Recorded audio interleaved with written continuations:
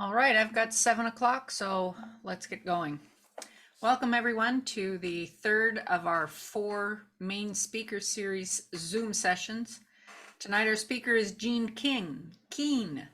He comes to us from Board 21, and he is now the assistant interpreter in view of taking over for Barry Fuller when he retires in the near future. Gene has officiated for over 30 years. He's been a tournament official for more than 20 years and has worked numerous regional and state championship games.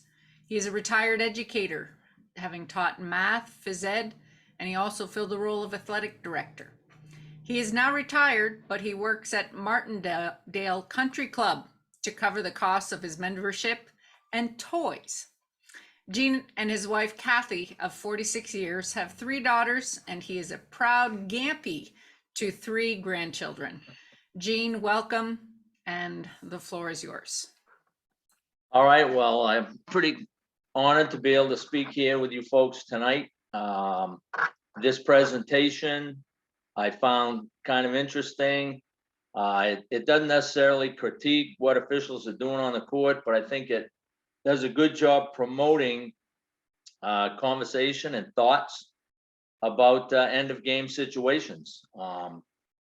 Thinking back over the years, 30 or more years, I've done hundreds of games, and when you really think about it, the number of pressurized end of game situations that you have during a career really isn't that many. And so we may not get an opportunity to talk about it a lot throughout the course of the season, but through this presentation, I think it illustrates the importance of at least visiting it from time to time throughout the course of a season, whether that be during your pregame conferences or in any clinics that we may attend. Take some time and do this. And then one of the things that came to mind as I watched this several times was when you need to anticipate end of game situations, and during your halftime break, if you're anticipating a close situation, pressurized situation at the end of the game, might be a good idea during your halftime intermission to spend a little time talking about these things. So with that said, we'll head out here. We can make this go. There we go. All right, so obviously this is not my presentation, but we'll go through it. Presentation goals are to begin developing a thought process for end of game situations. As we know, by the nature of the beast, basketball officiating can be a pressure-packed situation throughout the full 32 minutes. But when you have a close game, 1 or 2 points tied at the end, the pressure is kind of ramped up a little bit. So it's good to think about these things. And we can have better control of what we can't control if we're prepared. So trying to get into a mindset of anticipating those situations. High impact equals high certainty, which has to do with, you want to be right. You don't want to be guessing. Really important, I think, to trust the system, which we've all been taught. And, that takes care of a lot of the issues. And all hands on deck, which is in quotations, is, I think, really important because you can't predict what's going to happen at the end of the game, as several of the film clips that we look at will show. You want to make sure you call the obvious. That takes a lot of the pressure off things and may slow things down a little bit. No clock differentials. What can happen at 0.3 seconds? What can happen at 10 seconds? What can happen at 30 seconds? And have an idea of those things. Ensure space on throw-ins so that we're not jammed up and can't get a good look at what we need to see. In preparation of those, some things to think about. Know the score. Is it tied? Who's behind? How many points do they need? Do they need a 3-pointer? Do they need a 2-pointer? Do they need a foul shot to win the game? Know the foul situation. Does the team have fouls to give? Are they going to spend those fouls? Be ready for those situations. If you know, the defending team is the team behind, are they going to foul to try to get themselves in a better situation to win? Be ready for those situations. Know the timeout situation. And it's not listed on here, but maybe it's a good idea to make sure the coaches know the timeout situations as well. Know what's been called during those pressurized situations at the end of games. It's important for the whole team, whether it's a 2-person crew or a 3-person crew, to, you know, be aware of what's going on and so forth. Knowing who the shooters are can be of great value. Obviously, having coached a little basketball myself, end of game situation, we want to probably try to get the ball in the hands of that guy that can, or girl that can make that shot. Know who the good defenders are and so forth. All this is information that can help take the pressure off at the end of a game and maybe make the crew more relaxed and able to deal with the situation. Obviously, these don't have a lot of things to do with us, but consequences of our missing rulings out on the court. Teams can lose their game, they lose rankings, coaches can lose jobs. I would hope ADs wouldn't use winning and losing just to get rid of a coach, but I guess that sometimes happens. Officials lose trust from the coaches and athletic directors and so forth. Officials may lose assignments if they're not ready for these situations and able to perform in those situations. Officials get harassed more, not like we don't already, and officials lose sleep. Not sure I've ever lost sleep. Usually when I get home from the game, I don't have any trouble sleeping, but so with that in mind, let's go down through some plays that have been put together for us here. And again, I don't think it's important that we critique the referees or anything in these, but learn from how they handled the situation, where they were in position, and some things like that. So the first situation we're going to look at is spelled out for us here. We got 19.3 seconds left in the game. Black team is down by 3. Like I said before, that's an important point. You know, what's that tell us about the shot that the black team needs to take, maybe? Or are they going to take a quick run to the hoop and maybe get another possession? Black team is in the bonus. Player with the ball has 40 points and will shoot from anywhere. Mindset we want to be thinking, again, call the obvious, protect the shooters, and throw a strike if you come out of your primary. And that's a statement that kind of was glaring to me, was that, you know, first crew of 2, crew of 3, we need to know where the ball is, and sometimes we need to come out of our primary to help the team, our 2 or 3 person team. So that being said, all right, here we go. First play. You can get to run here.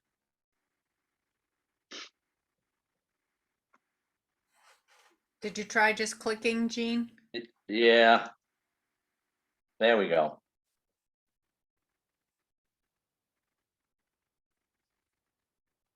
There's our shooter.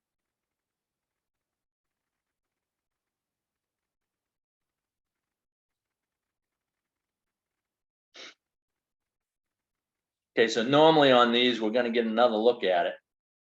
I'm going to run this again. Looking at the officials, looks like we got fairly good position. Although we're kind of blocked out. The center might have been able to move a little bit more, and I think they'll mention that on the next one. All right, so the lessons from this play, we want to fight for angles, which they're going to show us in a minute. Aim small, miss small. Now, I wasn't quite sure what they meant by that, so I did a little research on what that might mean. And basically, you know, if you're focusing on a specific player or groups of players, have a small look at it, and then you'll miss small. I think that refers to a couple other things. One of the things it referred to was a sharpshooter type person, which we don't really need to get into, but so narrowing your sight line, I guess, a little bit. 4 eyes on the shooter at the end of the game.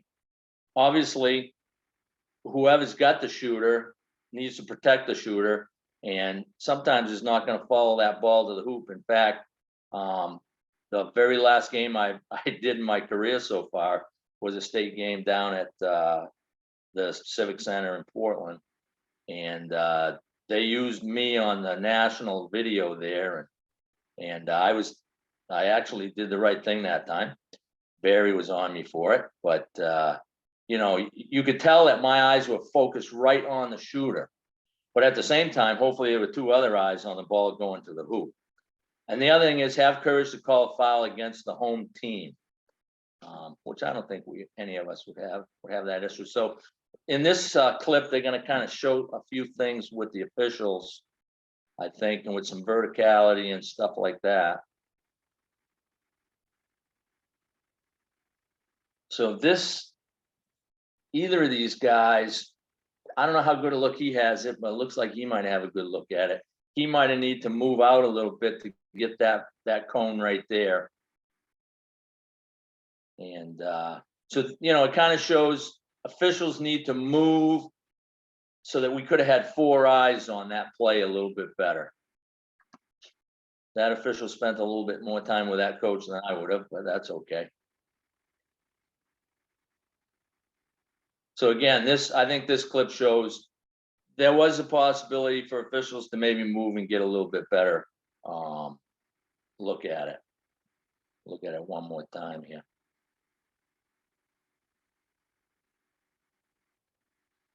It's really hard to tell with that arrow there whether there's contact or not, but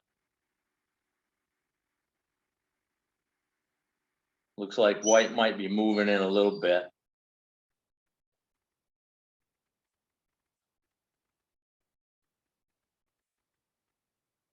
So work for position.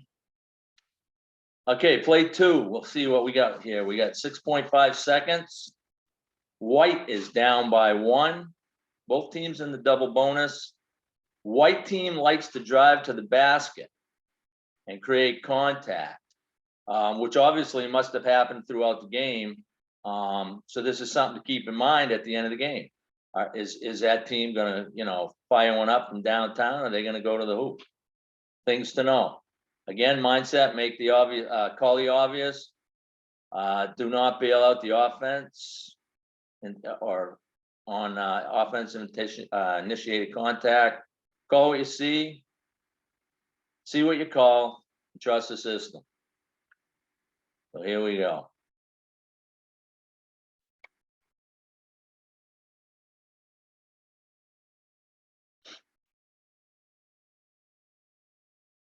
So there's the play. We'll run it one more time.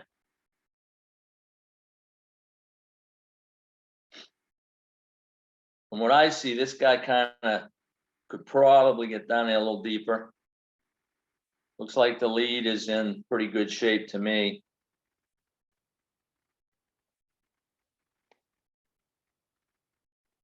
So the lessons from this, trailing center need to get down a little lower and stay more involved.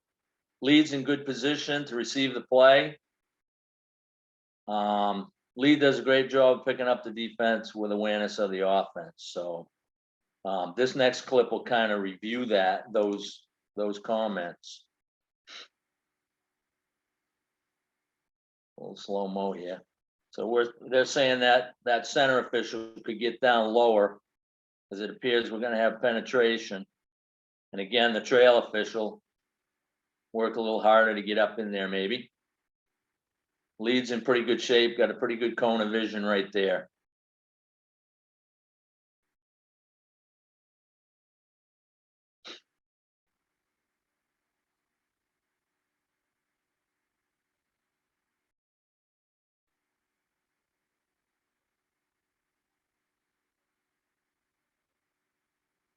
One thing I like to say is, they may call me assistant interpreter, but these sessions in my eyes are anytime anyone wants to jump in and add something, obviously we're all here to learn. And, I would appreciate anyone that wants to jump in and make comments at any time. We can stop, talk about it, whatever you want to do. These sessions are for you folks. Play 3. 1.9. White team down by 2. White's in the bonus. So thinking time-wise here, there could be time enough for a dribble and a shot. So I'm thinking to myself, release of the ball, that type of thing, be ready for those things. Again, mindset, call the obvious. Do not bail out the offense on offense initiated contact. Call what you see and see what you call. Trust the system. We have a great system, I think, that we've all been taught through this IABO process over the years. And if you do trust it, I think most of the time we can end up in pretty good shape. This is a good play right here. This shows a lot of good stuff.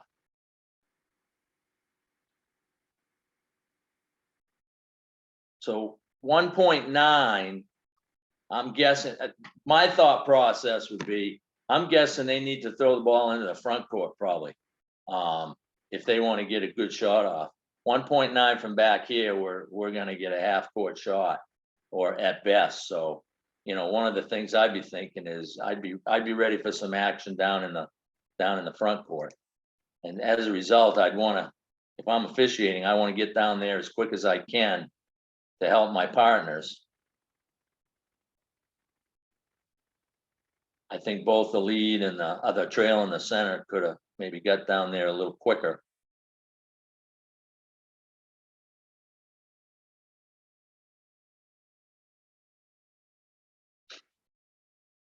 Run that through one more time. Coach has a pretty nice play set up here. He's going to bring that guy across. He's got it spread out pretty good. Now, unfortunately, is that play behind our pictures for everybody? Because you can't really see the release of the ball and what's happening down there.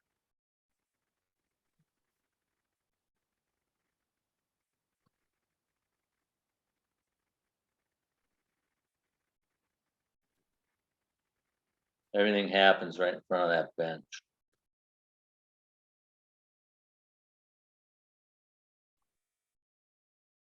So here's the lessons that, and the next clip we'll go through these. Is this the best position for the trail to assist the crew on this play? And as I think I said before, I think that trail could have got down in there a little bit more to help out. They have to pass the ball in the front court. Position on the other side of the thrower, in this case, might have been a good thing to do. Now, over the years, I've always, kind of gone with the fact that we want to keep everything boxed in. But maybe I think what Mike's saying in this is that maybe that trail could have got inside the thrower in to get him an opportunity to get down there a little quicker and get a better view. Because what happens is, and I don't know if you folks can see it, because on my screen, I've got your pictures on the right side of the screen. But what happens in this play is they miss the player stepping out of bounds. And the ball doesn't go in, so they make out all right. Sometimes it's better to be lucky than good, I guess. But on this play, he steps out of bounds, and there isn't one official in position to get that call, really. The lead does not come across a little bit because he's got nothing in his area, as you'll see in the next clip. So he doesn't have an opportunity to see it. Obviously, the center's on the other side of the court, and so they got a little lucky on this one. We'll run it again here. They slow it down. Might be able to see it right under Bob Thibodeau there. So like they said, they're suggesting possibly to make the throw in from inside. But what happens is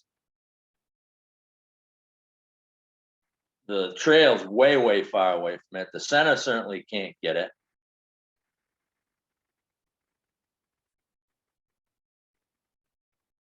And the lead, which I can't really see from here,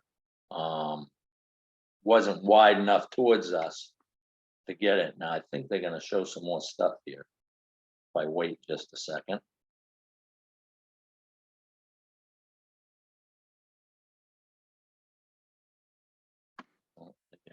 There we go.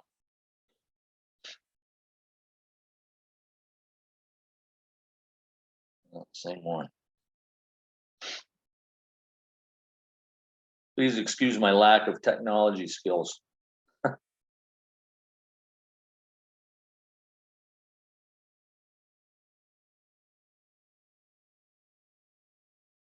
Can't really see the lead official, but he doesn't really get wide enough to help out on that player stepping out of bounds.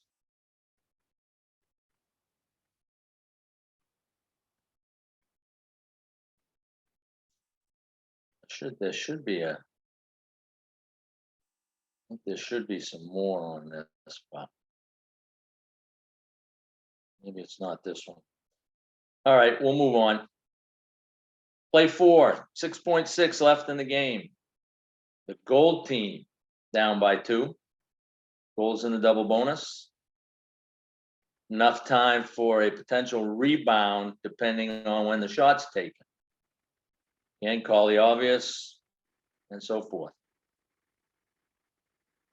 One thing they add here is the process plays and decide, don't react. Here we go.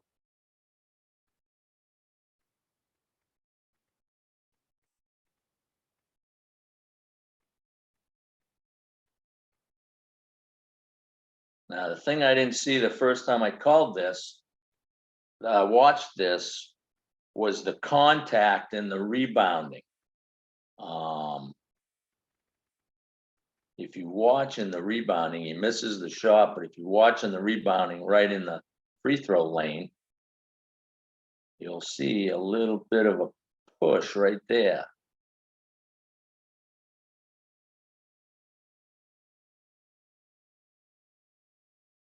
See if we can see where the official's eyes are. The trail official probably could have got down a little bit lower, I think.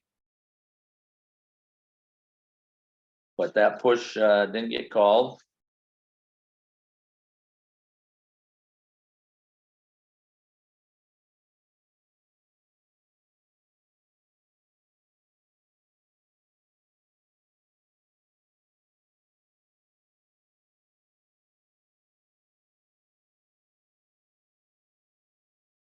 So the trail, we know the play will be to the hoop. So, you know, the space between the thrower and the trail, I don't think needed to be quite so much. Could have stepped out on the floor when the shot occurred to get a little bit better look. Center processes the rebound and doesn't, I can't see what that says, but doesn't see I don't think he sees the contact by the gold team. Makes the decision not to call it if he did. And one of the things that I've always heard over the years is, you know, if there's any question on a ruling, if you're not sure, it kind of, in my eyes, if you're not sure, it's tough to make that ruling. So sometimes those things get biased. The lead seems to take a little peek at the shot, make sure. I mean, that's the important thing at the end of the game. We got to make sure we see what's happening at the shot. So that's that one. I think we got another look at it here.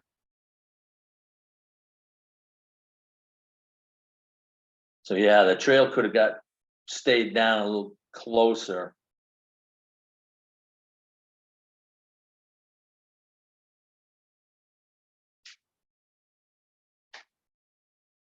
He was kind of straight lined on that shot. You got a little contact there, enough to curl that guy's back.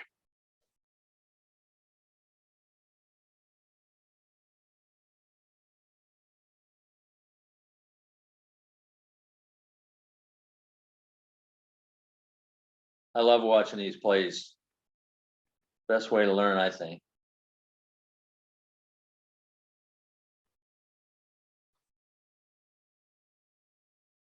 Again, anyone who wants to unmute themselves and jump in, feel free.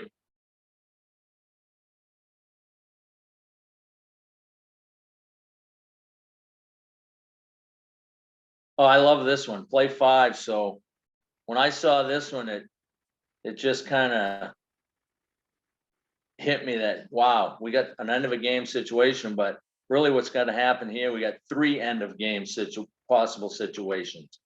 And a lot of stuff happening, but starts off with 20 seconds left in the game. Red down by a point, both teams in double bonus. And actually what I'll do is I'm going to run the play. And then we can go back to that slide and review it. But this is pretty awesome right here. And I felt that all these 3 officials were in a great position throughout the whole thing. That center moves down to get a great look inside there. And I believe the trail official had moved down inside the old 28-foot line as well. I thought they were in great position for that.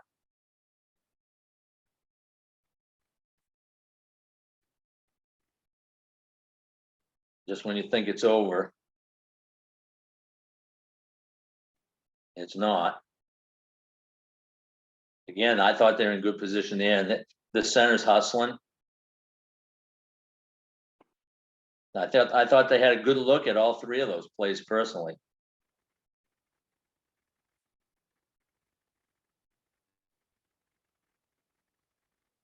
But this just shows you never know what's going to happen at the end of a game. This officiating crew had three shots at the end of game situations. It's a good look that the shot clock, the game clock, I should say, got the shot off in time.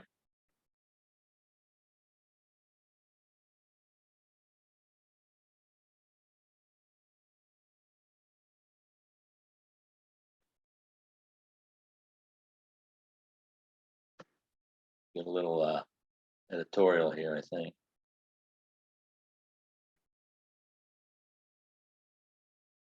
Let's click that one again.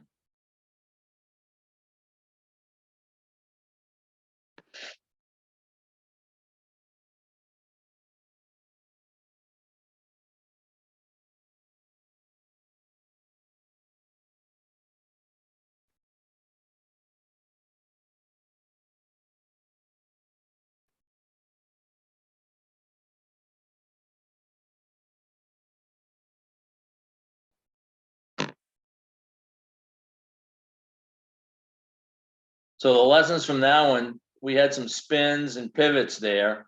Again, trust the system. We've been taught what all that stuff is. See what you call. Trail and center do a great job of getting down low and staying on top of the action. Illegal contact must be obvious. Call what you need to call, and I thought that crew did a pretty good job on that. I think we get a little editing here now.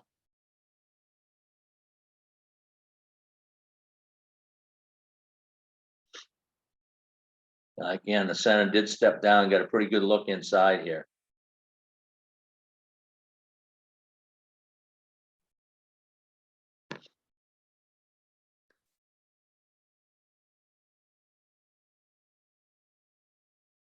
Trail official had gotten down pretty low, which was good. I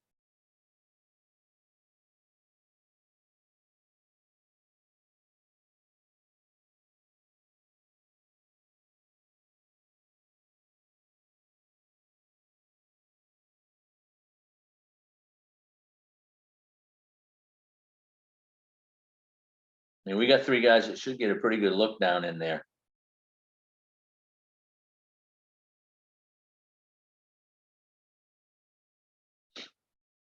Might have been able to move out a little, I guess.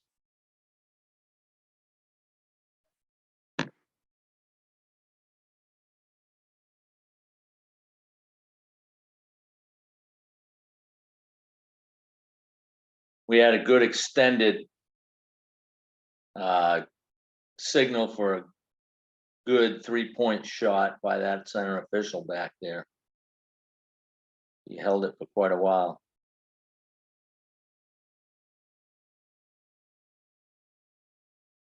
Don't you just love to be involved in that type of situation right there? To me, that's awesome stuff. And you don't get it that often, to be honest with you. Play 6. Just over 4 seconds this time. Black down by 2, both teams in the bonus. And again, it gives you the points for your mindset in this situation. Call the obvious, the offense needs to score. Don't bail out the offense. See point of contact, so forth.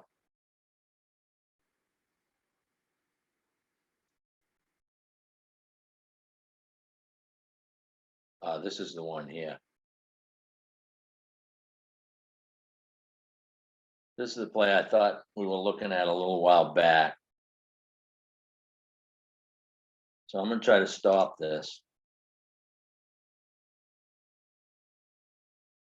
Okay, so right now, we've seen this play twice already, so we know there's gonna be a shot taken pretty quick here. And if you look at all 3 officials, the trail's not gonna be able to help on this very much.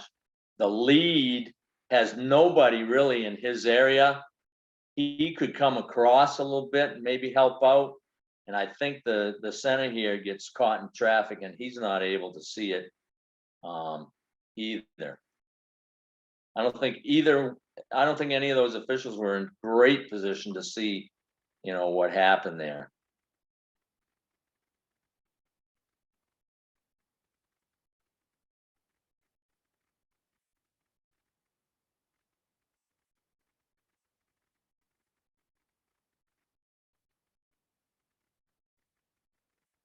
So last second shots, all eyes on the ball. Try to, you must try to have an opinion. I mean, at the end of the game, that's the big thing, that last shot being taken. Whoever can see it, can make that call. If the lead properly closed down, he could have thrown a strike and saved the crew on this, because as the next couple of clips will show, there was clearly a foul there. And I'd never heard much about this lift principle. Was violated where the defender's hand was not above the ball, and that type of thing. So this is gonna kind of review this whole play for us. But at this point, we're not bad. You can see that the trail has no one in his area. He could get over and help a little bit more. But right now, the whole crew's kind of in no man's land. It's a hard view right here. So those arrows show where we could have got down in a little better place and gotten better angles.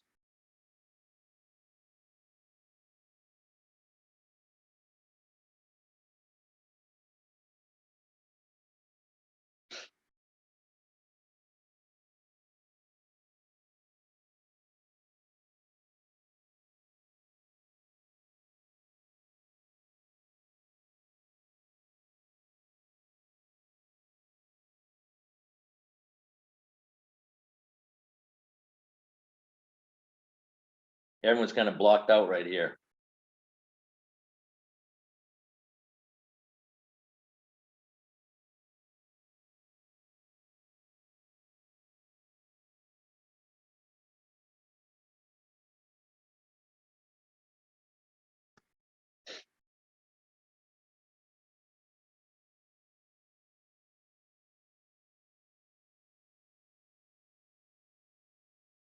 Yeah, right here.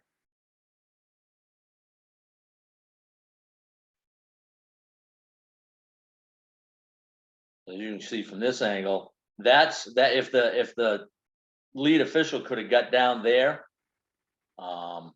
he'd have had a great look.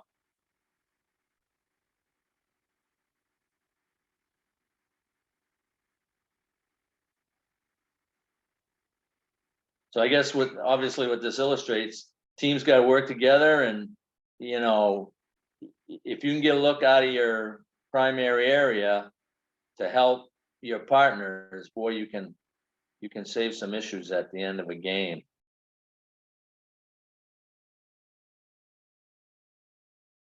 Clearly a foul there. Nobody got that one. There's the still shots of it right there.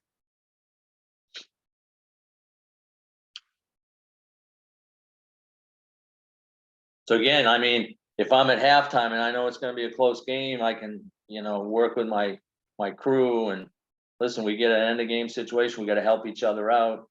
If you can take a peek out of your primary area and help out a partner, by all means do so. Play 7. That was that one. We're going to play 8 here. All right, 10.9. Game's tied. All the same things pretty much. We're going to have a charge situation in this one. And I'll tell you what, it's a tough one. We've all been there. It happens quick.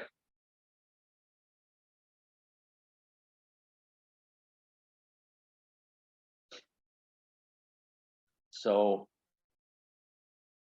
we won't go around the room and ask everybody what they had on this one.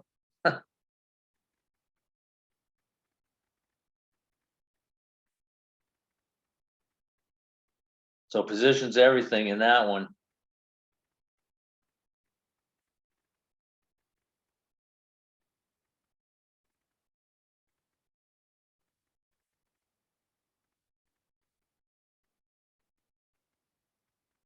So the block on this play must be obvious and be able to be defended when watching it, the play one time in real speed. And in real speed, I think that was a tough one to call. But I guess the left foot of the defender got planted prior to the offensive player alighting. Defender firmed up after beating the offense to the spot. Slip plays are hard. Typically block charge play. Charging offensive player usually will fall or maybe even on the defender. This one slows it down a little bit here. This one you can actually see does get the foot in there.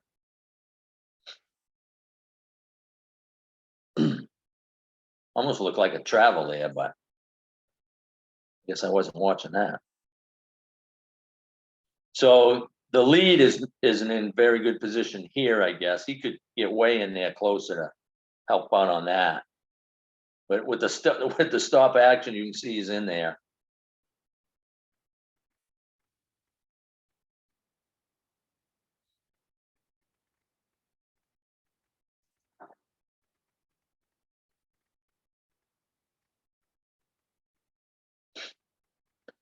Oh, yeah.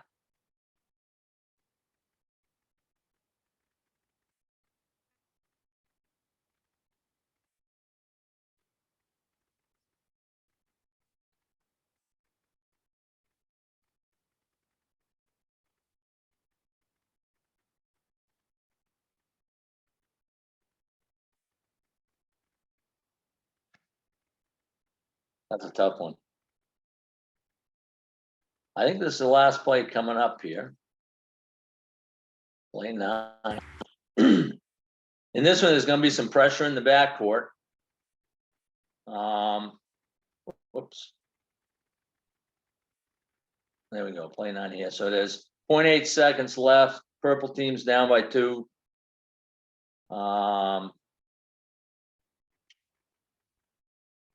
Looks like one dribble and shoot the max.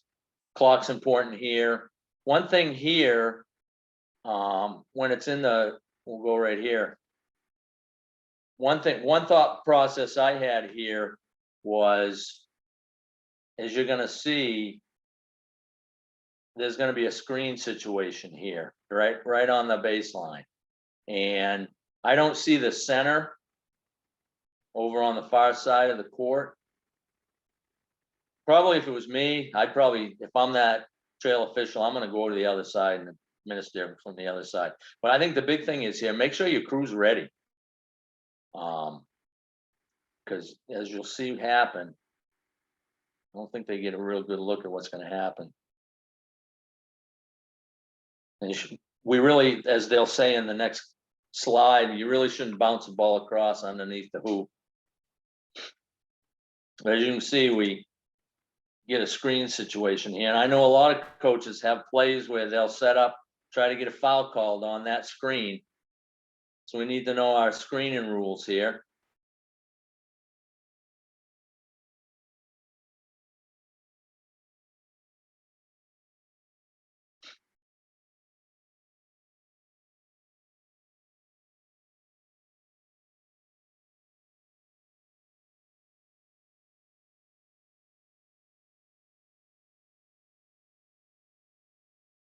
So when there's pressure in the backcourt, we really shouldn't bounce the ball across the lane. Rules knowledge important, obviously, when screening. Moving without the ball must allow time and space. Try to avoid contact. Four players in the backcourt and the center was not in the picture, which I mentioned before. And like I said, let's not inbounds the ball until everybody has a chance to get in position.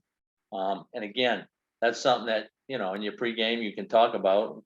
Just spend a little time on end of game situations in your pregame and kind of talk about that. Show it one more time here.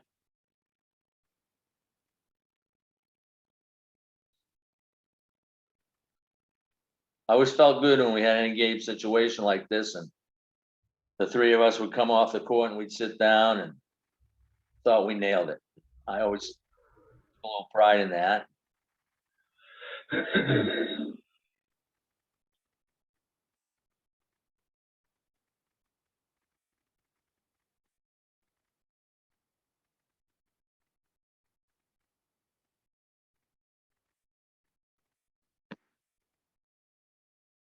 So a conclusion, utilize a methodical and repetitive mindset and thought process of your end of game situations. Know your game situations, targets before the ball becoming live. Pressure goes down, the more we're prepared. That's a fact.